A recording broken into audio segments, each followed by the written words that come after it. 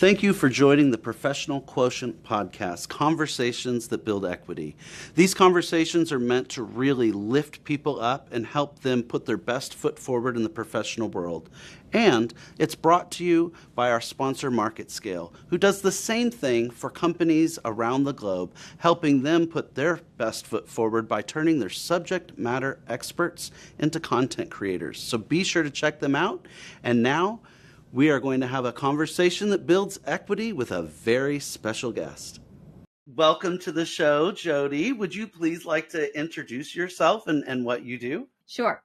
Hi, Jason, and thank you very much for inviting me to the podcast. I am coming to you from Tokyo, Japan, where I teach leadership development in MBA programs and corporate education programs. I've been in Japan about 11 years, after 7 years in Texas and after 14 years in Sweden, and grew up in the US. So we just did some backcasting there. So my career has really been quite a pathway geographically, but also content-wise. So look forward to talking to you. Absolutely. I love that you've lived in so many places. That really is an awesome, not everybody has that kind of perspective of the world. Well, yeah, I mean, I've kind of been gathering insights as I go. And I think the moving around so much, I also lived in France for a while, gathering insights as I go. And I think what that's given me is some understanding of that my topic is leadership development, right? So leadership shows up in different ways in different places.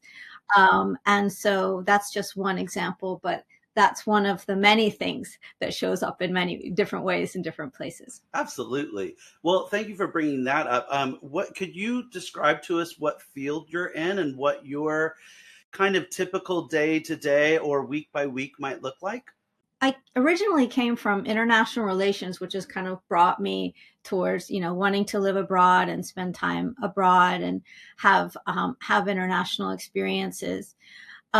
Then I moved more into public policy and working on projects that were international to build think tanks in Central and Eastern Europe. That was during the 90s. And then when we moved to Texas, I started working with also building more research institutes, but then moving to teaching undergraduates in leadership development. And I think and then moving to Japan and teaching MBAs in leadership development. I think the thread through all of this, how I would describe my field would be talent development and how a person evolves, of course, in their career, but also through different life stages. Mm-hmm. I ground my teaching in a very, very basic concept called worldview, mm-hmm. And which is sort of how we see the world but also what we wish for the world. Mm-hmm. And so it has, I would say, it's not afraid to think spiritually about ourselves and who we are and what is the human experience that we have. So, when we talk about worldview, what we see and what we wish for, that can help give us a clue into kind of why we might want to offer leadership. So that's kind of my starting point. And I came to that after, I didn't start out with that, right? I came to that, I would say within the last 10, 15 years of my career. So I'm already, at the later stages of my career. So it took a while to kind of distill those principles. So I guess maybe that's one message to everybody, is that it's okay, if you don't feel that you have all these strong, words to live by all the time. I think mm-hmm. these evolve along with you. Absolutely. And I was not aware of worldview as a concept like that, but I appreciate the way that you describe that. When you look around in the world, every culture has kind of a spiritual element to it. So I don't know why we would be afraid to embrace that as part of it, for sure. Was there some sort of an influence that brought you towards that in the last, you said is the last 10 years or so that you've been towards the worldview? Well, worldview is important because it encourages us to thinking about worldview is important because it encourages us to, the point of it is to kind of deepen our own self-awareness about what it is that we're seeing. If there's a radar screen, what are the dots that we are picking up? And to understand that there may be dots that we're not picking up, and to kind of question ourselves. And is like, is what I'm seeing as close to reality as I can get? And that is, or am I filtering out, certain things? And am I doing that intentionally? Am I doing that subconsciously? And why might I be doing that? So Yeah. that's where the self-awareness comes from. And Mm-hmm. when I say spiritual, it just means that we view ourselves as a oneness. Like, we're not just our career. We're not just our role in the family. We're not, I have many students, for example, who I ask them who they are and they say, oh, well, I'm the oldest brother in the family. And I'm like, well, that doesn't tell me anything. I want to know who you are. And because I've experienced these different cultures, I encourage my students to really think about how they view the world, what they wish for, what they might want to change about the world, but also where that worldview comes from. That really, really helps us. So, of course, worldview comes from our parents, probably primarily first. Who's been raising us? Okay, very, very early influences. It could be our religion. It could be, of course, our culture, our language, but also less obvious things like, for example, the education system that we attended. So, like, for example, the US education system or the French education system or the Japanese, they all impart different messages and ways of engaging with information and knowledge. So I also want my students to think about that. Sorry, that was a long answer. No, that's I'm absorbing it all. That is such a good. It's a good way to think, and I've noticed even when I'm speaking with somebody in English, which is really the only language I can speak, and it's not their first language, but I'll have like either captions or I'm just following. I'll pick up on the fact that they'll use certain terminology, which demonstrates to me that they're thinking about the concept of that word in a different way. And it's really interesting to me because I geek out on that, because to me that's like, ooh, what a neat way to think about that. So to me, it's always more of a, ooh, I like that. Yeah. But I could see how that could even be challenging to adults when we start trying to work with each other, especially internationally, if we aren't aware of what some of those differences would be. Oh, yes. So, for example, in MBA programs, at least the one where I am, it's Hitotsubashi, I have to tell, Hitotsubashi University Business School in Japan, which is a very, very well-known school of commerce and economics in Japan. And, we are very, very strong on this aspect that we cannot develop leaders who don't have a broad worldview. Or at least a worldview that they're intentional about evolving. Sure. That Not evolving internationally, right? Right. Yeah. So my students are from more like 19, 20 different countries. They're not all Japanese students. They're from all different countries. So they come together in this very intense learning experience, and they learn a lot of what you just were talking about. Oh, that's awesome. Whoa, there's so much in the nuance. There's a lot in the nuance. And yet there's so much opportunities there really for us to connect. And like you were saying, in that spiritual realm, like become one with one another. Like when we're openly communicating and openly, there does become this, I don't know how to say it other than oneness. It's a synergy, a buzz, a frequency match that when people are talking and they are intentionally trying to hear one another, which is another big thing, because sometimes people go into conversations with like a net over there. I'm not hearing this. But when we don't do that, there becomes this beautiful flow of humans that I just Well, love. Yeah. you just mentioned two words that I use a lot in my teaching, and you said oneness. And actually, oneness is how I teach the concept of integrity. Mm. Because, well, if the root of the word integrity is Mm. one, Okay. okay? So it means unbroken. Okay. Unbroken. Nice. Right? So when I talk to my students about if you're a leader of integrity, what does that mean?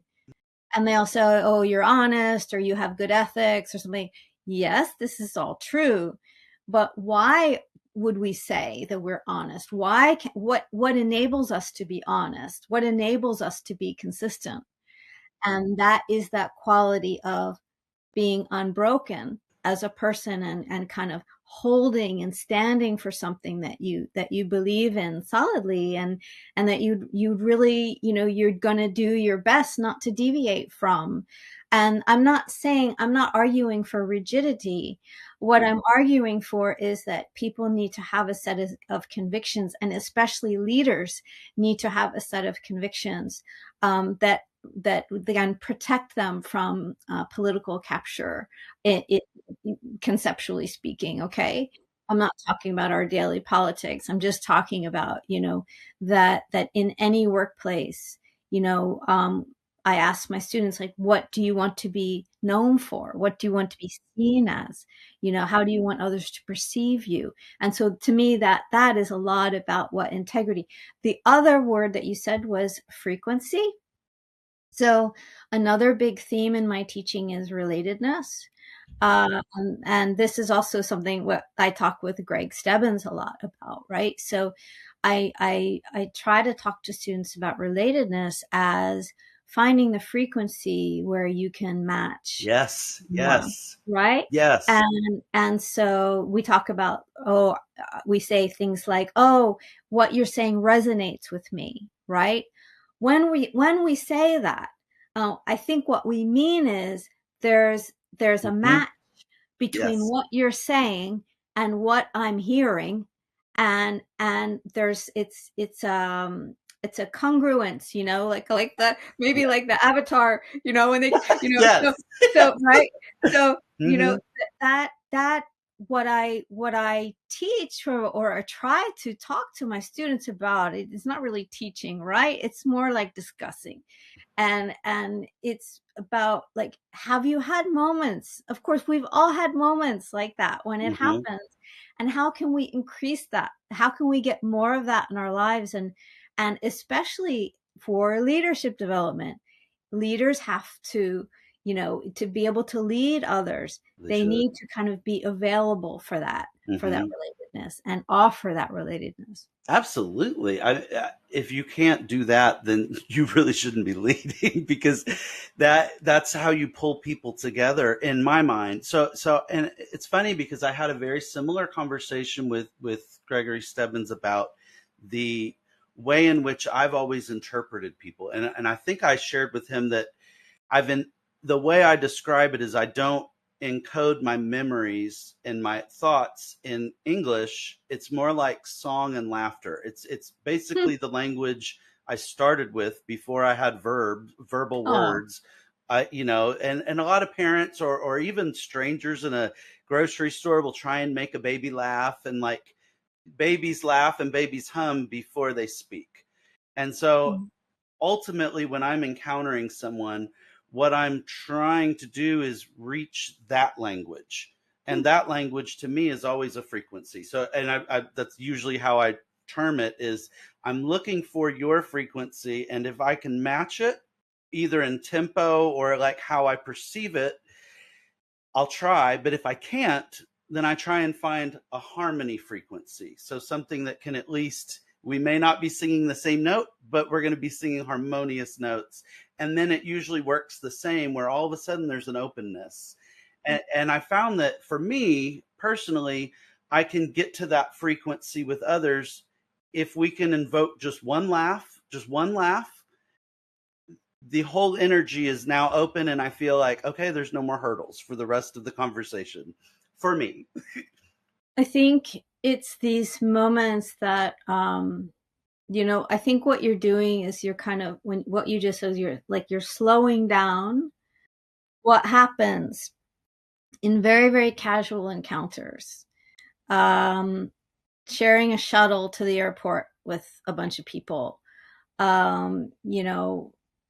It's usually those kinds of moments in life where somebody will say something, oh, where are you headed, or something like that, Mm-hmm. and Mm-hmm. and something happens, and I think those moments used to be more accessible to us. We've lost that. Well, we can talk about many reasons why. Sure. Digital being one of I was them, gonna say phones. right? Yeah. Yeah. I Uh-huh. mean, I think it's actually, it's decreased our relatedness. And it reminds me of another concept. So I have two daughters, and we decided to move from Texas. Well, we moved from Sweden to Texas, and then we moved to Japan. And I remember when we started them in school here in Japan, we put them in an international school, and the school was talking a lot about global mindedness, right?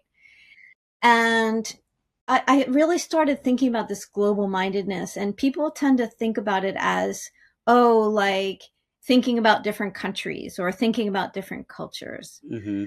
But I don't think about global mindedness that way. I think about it as really being able to talk to anybody, Yes. having one of these moments, Mm-hmm. like the shuttle ride to the airport, with anybody, Yes. and Yes. not being constrained by the fact that, oh, they go to a different school, or oh, they root for another team, or Yes. they're not from my region, um they're not from my political party, they look different from me, I don't know, just Yes. just Yes. It's just an us like, versus them in a million different ways. right. Yes. And I'm a senior manager, and that person's a new recruit, right? Yeah. Mm-hmm. Or it could be socioeconomic. And there's so many ways, there's so many invitations we have in life to divide ourselves from Mm-hmm. others, where it's being thrown at us 24/7 about how.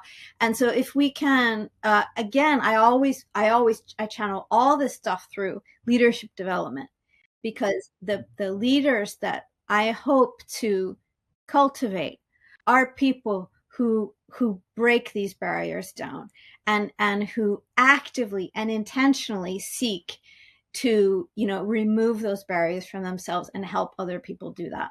I like that. And it also calls to mind that if I read your history right, you have broken down some barriers. You have been like the first woman on a board, and the first non-Asian on the board as well for the motor company. Would you like to talk a little bit about that? Like you have actively done those things, so I'd love to hear from you on that. Well, yes, I mean, I don't know if I could. In some ways, yes, I have broke down barriers, and one never really knows one's impact. Fair That's enough. very difficult to Fair enough. measure. Yeah. But yes, I have been in those situations. That's one of them, serving on the board of the company, where, I was really in a situation that, in a position that I didn't ever expect to have. I certainly didn't see myself as, entitled to have such a position. So it's very, very humbled and grateful and respectful. And I think that is how pretty much we should approach most everything. That's how I approach this conversation with you. That we really have to kind of understand, and this goes back to worldview and self-awareness. Mm-hmm. We have to understand, how we're always being told that, oh, what's your story, create your narrative, what's your personal brand, and all this. And okay, I get that, and I'm not arguing against that, but don't get lost in the image. Don't lose the substance along with the image. I don't in my courses, I talk a lot more about substance than image, a lot more about substance than form, because I believe the substance and the foundation, the worldview, the purpose, the sense making is the wellspring for the image and what we want to become, not the other way around, right? So I think very often we kind of start with the brand and then we kind of derive the other stuff. I think this is backwards. And of course, it's not perfectly linear or sequential. Sure, That sure, of course, yeah. right? Nothing is. And like, talking about professional quotient, I think one of the first points I wanted to make is that, like, forget the linear path, right? Yeah, Like, that's yeah, gone, yeah. so, right. So anyway, that's what I would say. That breaking down barriers is something you can try to do loudly and aggressively, or you can try and do it, with grace and respect. Absolutely. And honestly, I feel like we're usually more impactful when we go the grace route. Loud has its place. There are times when we need to be, but a lot of times, at least in my own walk, I've found that I've brought people along most when we're sharing a smile, meeting them where they're at, and getting to know them heart to heart. Then they're more willing to hear and learn from you and open their mind.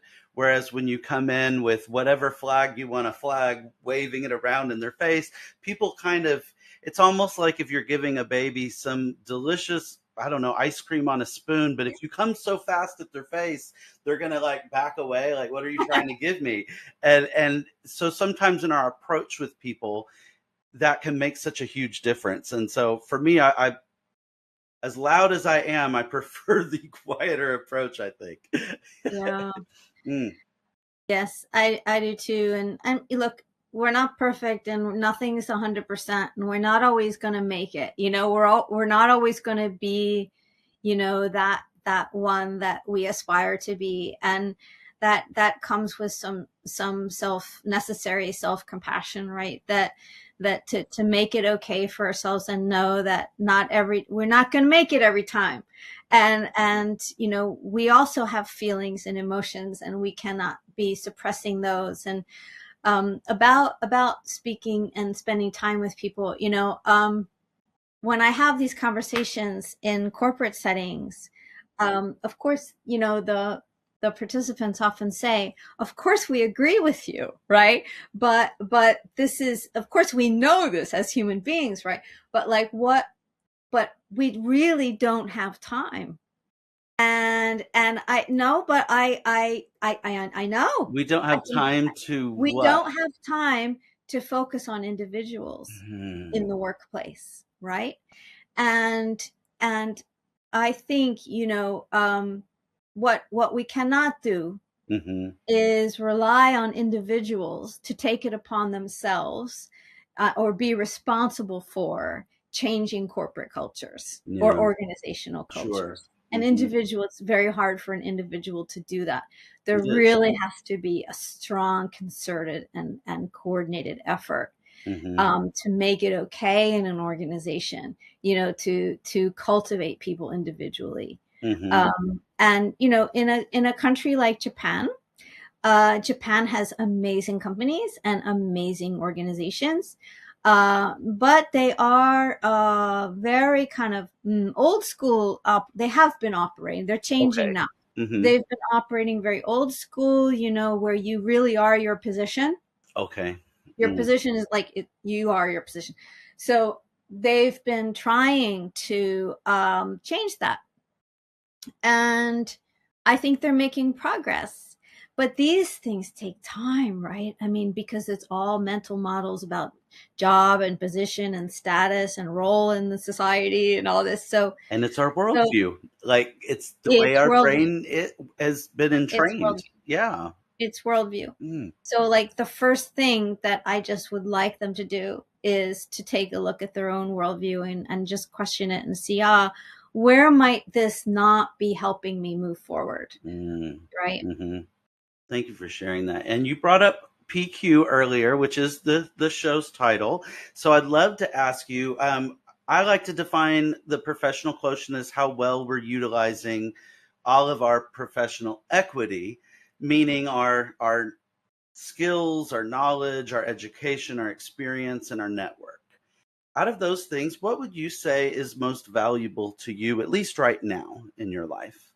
Well, in my work now, whenever I can, I hold one-on-one consultations with my students. So my MBA, I teach a required course to 50 MBA students, and I do individual consultations with them, sometimes more than one.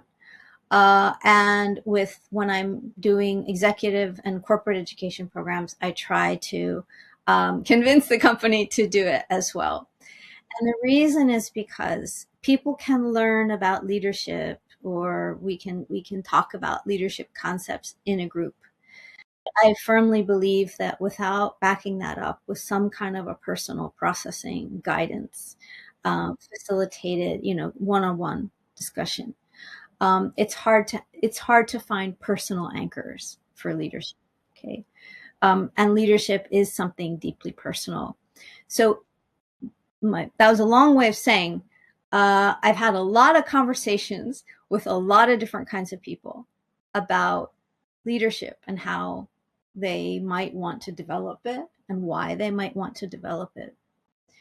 And I think what's interesting about that is no two of these conversations, I mean, I'm talking about probably hundreds, maybe thousands of conversations, right? And not two of them are the same. Yes. Mm-hmm. There's no formula for this, right? There are many training programs, who will say, "Oh, have this conversation," and fine, I'm not okay. I'm sure it helps. It doesn't hurt, right? But really, to try and script it, not so. I wouldn't try to do that. So, but in order to be able to have all of these myriad discussions, I really have to be what I would call emotionally and intellectually flexible. Because, these discussions have nothing to do with me. They're all about the other person. So I'm like, I am trying to encourage them. I'm trying to help them find keys. I'm trying to maybe challenge the way they see themselves a lot of times. And I think that may be built in me.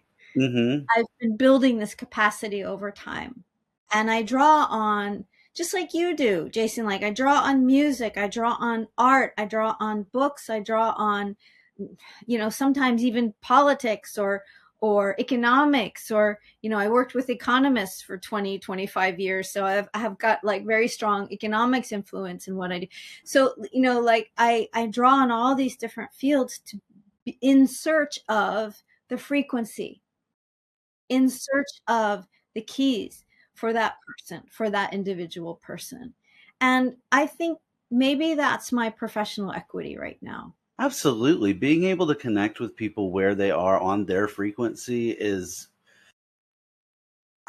really the most powerful way to connect with a person. I mean, you can connect with people via, think about like an email, how easy it is to misread an email. But once you're meeting with people like this, even if it's not in person, even if it's virtual, but we're hearing our voices, seeing our faces, we can get to that frequency better. And then there aren't those miscommunications. It opens it up. So I think that's a really great skill set. I don't know quite how to say that, but it's great. It's a good strength. Thank you. Sure. I mean, it's more like a consciousness, right? Like I'm wanting it to be a consciousness more than a skill. Sure. I think there are skills involved, but it's like a way of being. And what I think that I can maybe call it, Jason, if I dare call it, and we haven't talked about this yet, but this is also this is just as important as worldview, sure, is that this is what authenticity is. Yes. Yes. This is like making it real, keeping it real, going for what's real, and not being constantly trying to make something what it is not, and or at least trying to see clearly, trying to see objectively a person, or you can't see a person objectively, it's impossible, but you can you can try, you can work on yourself to get your proximity closer, and you can listen, you can watch, you can listen, and you can really try and sense who they are. We've that's a human capacity, right? That I don't want us to lose. Me either. Me either. Speaking of your PQ, are there obstacles you've had that you don't mind sharing to raising yourself up over the years and developing all your strengths and your consciousness? Yeah. Well, one thing would be, I just mentioned working with economists. Yeah. So I worked with economists, but I was not one myself. And they were like hardcore ones. Okay. Like, Okay. Yeah. they're like research economists. And I was working alongside them, but, I was not one of them. And so I struggled for a while and kind of figuring out what is my, how should I be in that situation? What is my contribution? And I don't know, I don't want to get into my personality, but I think a lot of people in that situation, some people might try and put themselves above, right? But I would not do that. I would never go there. So I don't think I have it in me. So like I would kind of put myself below. And I realized, it took me a long time to realize, and it was with the help of one of my lifelong mentors, that actually, what I brought was needed, to that group, and they might not always express it, but when it was missing, they would notice, right? Yeah. So, Yeah. so that, I think that was one struggle I had. It was, as I said, my career path has not been linear. It's not like I went to college, I'm going to go to law school, I'm going to be a lawyer, and I'm not saying that there's nothing wrong with that. Sure. More But power to you if that's your way to do it, but it hasn't been more linear, right? And in many ways, it's got a lot of advantages, right? Yeah. But maybe a lot less pain, or at least the pain is shorter term. But I went a very sinuous, path. That's sinuous, yes. Sure. Yeah. And I think that has both given me challenges, but it's also made me, like I said, intellectually and emotionally flexible. And I try not to draw conclusions too quickly about people and things. That's a skill set or a consciousness in and of itself that I wish more people had. Is there advice you would give if somebody's listening to this and they say, oh my goodness, I want to follow this nonlinear path that Jody did, and I want to lead leaders and help develop leaders, and they want to go on that path? What kind of advice would you give them if that is their hope and goal? I guess the one thing that I would say, I would say the nonlinear, that's okay. Try not to label yourself along the way. And really go for maximum exposure. So expose yourself to all kinds of people, settings, experiences. If you want to do, this kind of work, you need a lot of exposure. Now, I had a certain set of exposures. I have big blind spots in my, don't we all? There are continents I've never been to. Sure. There are cultures I've never experienced. There are, of course, languages I could hope to speak, including Japanese. Like Japanese is still remote for me.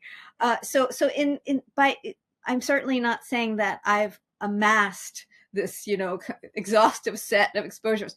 No, but just try and get a set. Mm-hmm. Right? Mm-hmm. Try to construct a set and try to be a little bit intentional about that.